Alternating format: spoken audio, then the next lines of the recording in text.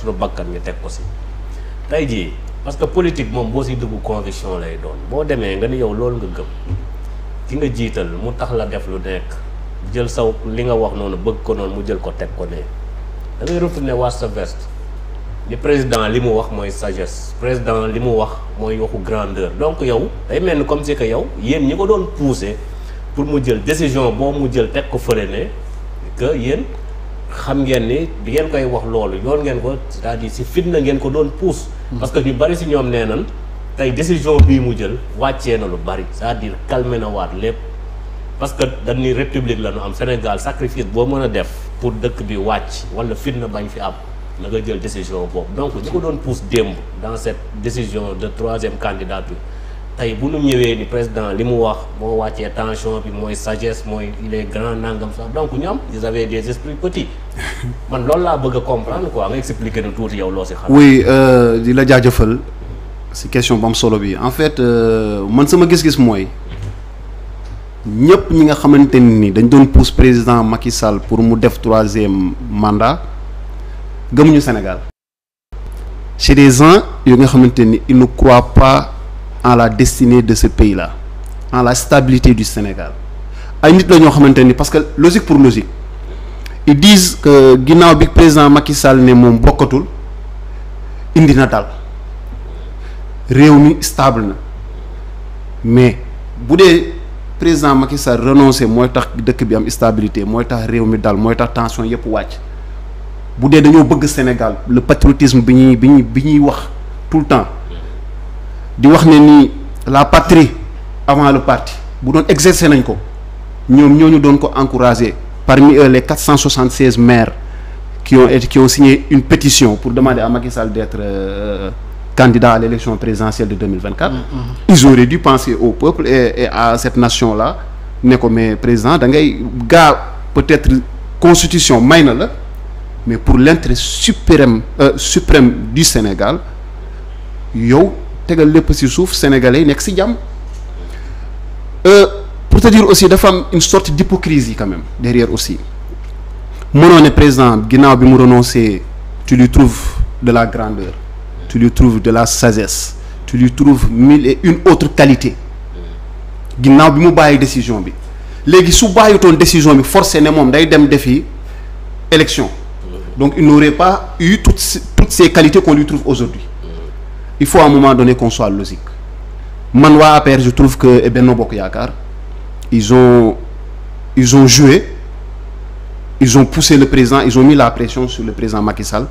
man depuis le début man li ma gëm mooy président Macky Sall quand il disait aux Sénégalais en toute bonne foi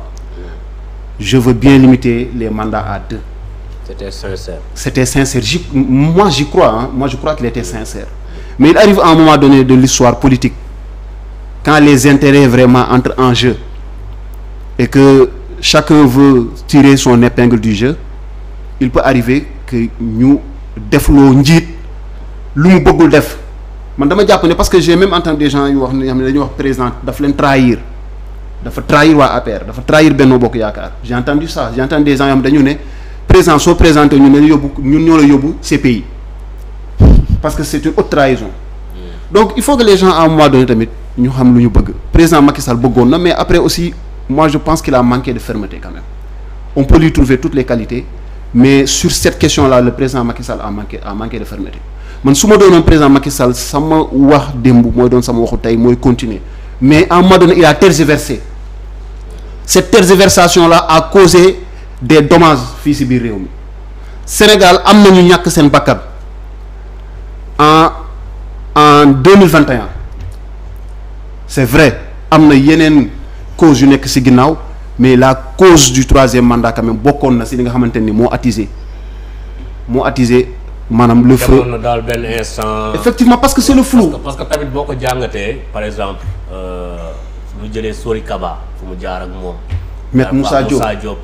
jaar fa keneen ak keneen de l'autre côté am na ñuy wax président nangam sangam. su ko neexee mën na nekkaat candidat on les laisse là-bas ou bien on les récompense c'est-à-dire ñi njëkkoon wax parce que ñoom tamit xamoon na ni président loolu la gëm. xamoon na ni loolu la gëm donc ñoom ñu véhiculer loolu c'est comme si que ñoom li ñuy wax c'est normal donc na seetlu ñi doon def côté boobu yëpp ils ont été isolés donc ça montre oui non man dama dem ba li ma xalaat mooy président Macky Sall ca njëlbeen il voulait pas faire plus de 2 mandats mais avec le temps avec les pressions subies le président il a tergiversé à un moment donné il s'est posé il s'est dit et si je faisais un 3e mandat il s'est posé cette question-là ñi koy wax ñëpp président à un moment donné il a même eu peur de se prononcer parce que moi j'appelle ça comme ça c'est de la peur parce que mënoo ñëw nga wax nit ñi du ma bokk nga bind nga ne man 3e mandat du ma ko def sama bii mooy sama second et dernier mandat à un moment donné nga ñëw di indi yeneen ni lay boo xamante ne da nga ne man su ma waxee wuy du ma bokk dëkk bi kenn dootu liggéey su ma ne damay bokk dëkk bi tamit day am yëngu mais attendez à un moment donné il faut être clair il faut libérer les Sénégalais le peuple a le droit de savoir aujourd'hui conséquences yi gis nañ ko il a gardé le secret jusqu'à la dernière minute si c'est un secret moi je pense que c'est à la dernière minute que le président Macky Sall a changé d'avis et que la pression n'était pas seulement ici au Sénégal même à l'étranger il a subi des pressions te parmi ces pressions-là la dernière pression bi ma gis mooy c'est Aïssata Tall Sall qui a subi cette pression-là une fois qu'elle était au niveau du Parlement européen parce que elle s'est fait détruire à la limite entre guillemets par un député boo xamante ni c'est un député tchèque on peut même se dire que ces gens-là peut-être l'histoire politique du Sénégal ça les intéresse pas trop mais le Sénégal intéresse ces gens-là ils s'informent ils savent ce qui se passe donc le président Macky Sall heureusement Dieu merci il a reculé il a changé d'avis il va pas demander pour le moment donc parce qu'il y a des gens qui parlent d'un syndrome n'est-ce pas Alassane Ouattara on sait pas on le souhaite pas moi je pense que le président Macky Sall il a pris sa décision et qu'elle est définitive le Sénégal va aller vers des élections vers une élection présidentielle que le président Macky Sall va organiser à laquelle il va pas prendre part mais on souhaite que cette élection-là soit une élection quand même bi nga xamante ne c'est inclusive mais juste pour revenir sur son discours par contre il y a une chose quand même que j'ai pas aimé dans son discours 2 choses la première c'est de se justifier par rapport événements yi nga xamante ni moo fi xewoon au mois de juin le 1er et le 2 juin comment le président Macky Sall a justifié son silence il a dit qu'il a été animé par une tristesse qu'il avait mal au cœur oui mais écoutez à un moment donné c'est lui le président de la République si ce pays-là comment dirais-je des fils du Sénégal tombent ok lors de manifestations ils perdent la vie d'autres ont subissent des lésions mais la moindre des choses c'est de sortir et de parler à ce peuple-là parce que on s'en souvient il y a eu environ 23 morts 26 morts je ne sais pas combien et en 2021 déjà il y avait 14 morts il est sorti pour nous parler donc à 23 morts il peut pas nous parler c'est pas logique à un moment donné donc aussi vers la fin de son discours il a mis en place des menaces voilées selon moi c'est comme ça que je le considère c'est des menaces voilées c'est des choses yoo xamante ni c'est la personnalité de Macky Sall c'est quelqu'un boo xamante ni il aime se montrer fort. mais Boubacar nee na foofu noonu il a montré. non il aime voulu affirmer réaffirmer ça. oui mais vous savez les slogans qu'ils utilisent tout le temps